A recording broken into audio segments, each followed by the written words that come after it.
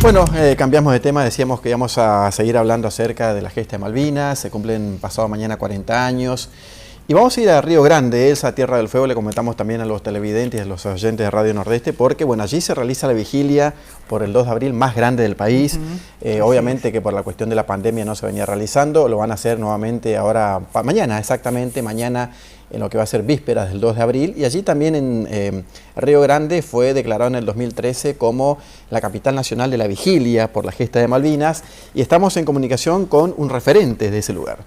Exactamente, estamos en comunicación con Bernardo Ferreira, él es excombatiente. Bernardo, ¿cómo le va? Miguel Alegre, Elsa Llosa, lo saludamos de N9 Federal de la Ciudad de Resistencia. ¿Cómo está usted? ¿Qué tal? Muy bien, buenas noches a ustedes y a toda su audiencia. Bueno, muchas gracias, Ferreira. Bueno, ¿cómo se están preparando para mañana? Coméntenos un poquito. Bueno, realmente hay mucha expectativa. Hace 2 años que no podemos hacer la vigilia, así que tenemos, como yo digo, una abstinencia de carpa, una abstinencia de vigilia, una abstinencia de homenaje a nuestros caídos, a nuestros compañeros que no pudieron volver con nosotros. Y bueno, no solamente nosotros, sino toda la población.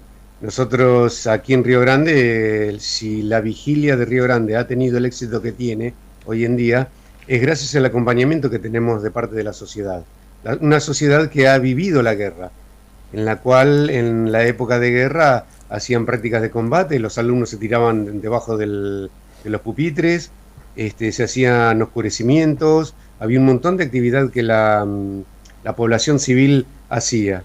Así que todo ese sentimiento, todas esas vivencias, cada uno que vino a vivir y a buscar su futuro aquí en Tierra del Fuego ha sido contagiado.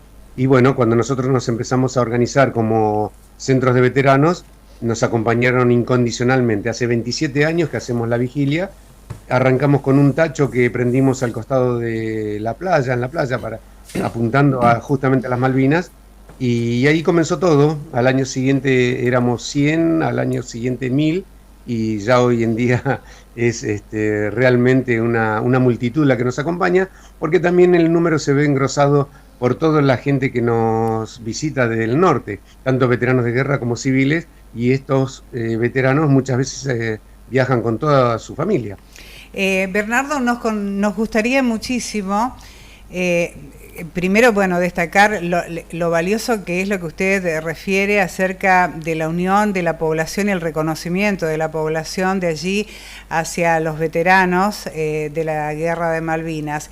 Pero nos gustaría saber un poco de usted, dónde hizo el servicio militar, cuándo fue convocado, dónde estuvo, en qué lugar estuvo en Malvinas. Bueno, yo había pedido un año de prórroga, por eso entré un año después. Yo tenía 20 años para la Guerra de Malvinas. Y me tocó, hice la instrucción en Puerto Belgrano, y como destino final a los 60 días de instrucción, me tocó el portaaviones ARA 25 de mayo. Ahí operamos desde el portaaviones con los A4Q, los aviones Tracker de lucha antisubmarina y los helicópteros Siquín, que también de detección y lucha antisubmarina. Ferreira, coméntenos un poco, bueno, que no es solo una vigilia en lo que tiene que ver esperando el 2 de abril, sino que enmarca un montón de cosas, esta vigilia, la Carpa de la Dignidad, en fin, y otras actividades. Coméntenos un poco de qué se trata todo esto, lo que tienen previsto específicamente mañana. Sí, nosotros arrancamos los primeros años con una vigilia, armábamos una carpita chiquita el 1 a la mañana y nos quedábamos hasta la madrugada del 2. Eso fue creciendo tanto, se hizo tan grande el número de visitantes que empezaron a venir los colegios. Entonces dijimos, bueno, vamos a armar la carpa unos días antes. Eso de 1 o 2 días antes, hoy en día la estamos armando casi 10 días antes, porque tenemos un afluente aproximado en promedio de 1000 alumnos por día de visita a la carpa, entre las 9 de la mañana y las 5 de la tarde, desde jardín hasta el secundario. Ahí normalmente teníamos charlas en la cual se le presentaban videos, charlas de veteranos de guerra, tanto históricas como documentales y motivacionales, ¿no es cierto?, de por qué las Malvinas son argentinas, todos los motivos por el cual las Malvinas son argentinas, y culminábamos la charla con un chocolate y si es posible, alguna golosina que otra. pero el eco que año tras año, la importancia que año tras año va teniendo a nivel educativo, y que a eso apuntamos los veteranos de guerra, al nivel educativo. Nosotros estamos convencidos de que las Malvinas las vamos a recuperar, indudablemente vía diplomática. Para que esto ocurra tenemos que tener ciudadanos preparados para eso. Por eso nos basamos tanto en la educación, en la preparación en la educación.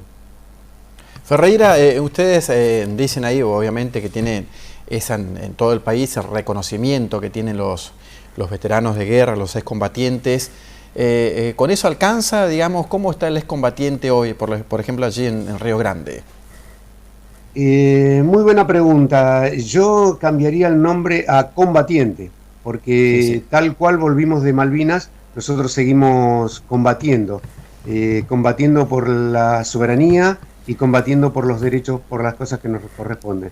Hoy en día, después de 40 años, nos cuesta todavía ser reconocidos. Ustedes no sé si han sentido las noticias que ocurrieron en Buenos Aires hace una semana atrás, donde veteranos de guerra fueron a reclamar por una atención como corresponde a un veterano de guerra en el PAMI, y fuimos recibidos con palos y gases.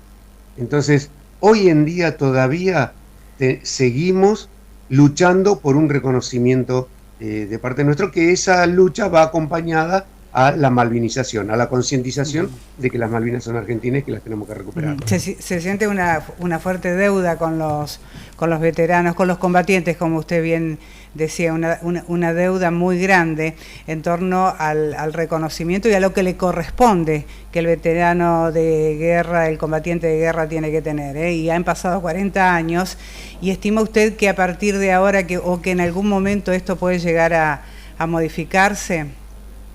Sí, tener otra mirada, ¿no? Sí, estoy convencido de que esa mirada se va a cambiar, porque ha cambiado. Yo recuerdo que los primeros años después de Malvinas, uno no podía ni siquiera mencionar que era veterano de guerra. Es más, compañeros míos aquí en Río Grande han ido a pedir trabajo a las fábricas y le han roto la solicitud en la cara, solamente porque era veterano de guerra. Todo ese tipo de cosas nosotros hemos soportado, hasta que casi 10 años después de la guerra nos reconocen como veteranos de guerra. De eso a hoy ha habido mucho cambio, mucho cambio. La gente nos cruza por la calle y cuando ven o descubren que somos un veterano de guerra, nos saluda de otra manera. Se acerca la fecha y ese calor, ese cariño, ese afecto que la población de Río Grande nos entrega es realmente una caricia al corazón. Ferreira, los recuerdos, discúlpame, los recuerdos deben ser muy fuertes. ¿Cómo vuelve usted de la guerra al país? Bueno, nosotros volvemos antes del 14 de junio, cuando termina la guerra. El portaaviones, cuando hunden al Belgrano, el portaaviones le dan la orden de retirada de la zona, así que toda la flota de mar se retira. Tuvimos un pequeño intercambio con un submarino, con el otro submarino nuclear que nos seguía al portaaviones en el Golfo San Jorge, y una vez que pudimos confirmar de que la salida del Golfo estaba despejada, salimos y volvimos a Bahía Blanca, a Puerto Belgrano. Y de ahí yo no salí más porque me fui de baja el 2 de agosto. Ferreira, ¿qué se siente estar a tan solo 500 kilómetros del lugar de la guerra? ¿Qué siente todos los días y qué siente cada 2 de abril? Bueno, nosotros los veteranos de guerra tenemos un dicho. Nosotros el 2 de abril no lo conmemoramos, lo revivimos. Claro. Volvemos a vivir todo lo que vivimos en la guerra. Pero no es lo mismo estar tirado en una trinchera con los pies mojados y congelados que estar al calor de toda una población y toda una familia que lo contiene, lo acompaña y lo escucha en todo su dolor interno, ¿no es cierto? Nosotros nunca vamos a borrar la guerra de nuestra cabeza. Nos vamos a morir con la guerra en nuestra cabeza. Pero no es lo mismo enfrentar esa situación solo que acompañado. Seguro. Qué bueno eso, ¿no? Qué bueno ese reconocimiento y el acompañamiento que usted muy bien menciona. La guerra se desarrolló en las Islas Malvinas, allí en el sur, pero la sintió absolutamente todo el país, ¿no? La sentimos absolutamente todo. Pero sí, se lamenta mucho esa falta, como ese velo que tenía en algún momento la sociedad con respecto a los veteranos, a lo que debía hacerse o lo que correspondía hacerse con el combatiente de Malvinas. Es inexplicable. Hay daños que se han hecho que son irreparables. Por ejemplo, nosotros tenemos más bajas posguerra que durante la guerra. Exactamente, 600, señor. Sí. Qué paradoja, ¿no es cierto? 632 caídos en la guerra y más de 2.200 suicidios por la falta de atención al síndrome postraumático, que todo el mundo lo conocía, pero nadie nos atendió, nos hizo caso, y gracias a Dios, en mi caso personal pude sobrellevar, pero muchos compañeros no lo pudieron hacer. No pudieron. Quedaron a la deriva, Ferreira, quedaron a la deriva. Aquellos soldaditos tenían 19, 18, 19 años, que volvieron en el Canberra a Puerto Madryn, prácticamente volvieron escondidos, salió el pueblo a recibirlos allí. Sí, ya que mencionas el tema de la edad, si me permitís, te voy a mencionar de que nosotros aquí en las filas de veteranos de guerra de Río Grande, en el Centro de Veteranos de Guerra de Río Grande, teníamos uno de los veteranos de guerra más jóvenes, tenía 15 años cuando estaba en la guerra. No se le dio la atención que necesitó, debido por cuestiones lógicas de la edad. Esa persona volvió a la sociedad con unos problemas terribles. Esos problemas muchos los derivaron en el alcohol, en el tabaco, en la droga, en muchas cosas que le costó la vida. Lamentablemente hace 3 años atrás falleció nuestro veterano de guerra más joven. Ferreira, muchas gracias por estas palabras, por su testimonio, bueno, por lo que van a vivir mañana, que no es un día más. Al veterano, al combatiente malvinés, hay que recordarlo todos los días, no solamente cada 2 de abril. Y lo que van a vivir mañana va a ser seguramente muy emocionante, van a volver a una vigilia después de una pandemia dura que nos golpeó a todos, así que bueno, le mandamos un abrazo muy grande a la distancia y también un abrazo grande a todos sus camaradas. Muchísimas gracias, y este tipo de cosas, este reportaje y todo lo que se puede hablar sobre Malvinas en todo el país y en el mundo, a nosotros nos pone contento, porque es una manera de malvinizar. Hablar de Malvinas es malvinizar, y eso nos llena el corazón. Muchísimas gracias. Gracias a usted. Muchas Bernardo gracias. Ferreira es combatiente, mañana comienza la vigilia más grande del país allí en Río Grande. Qué increíble, hubo más muertos en la posguerra que en la guerra misma.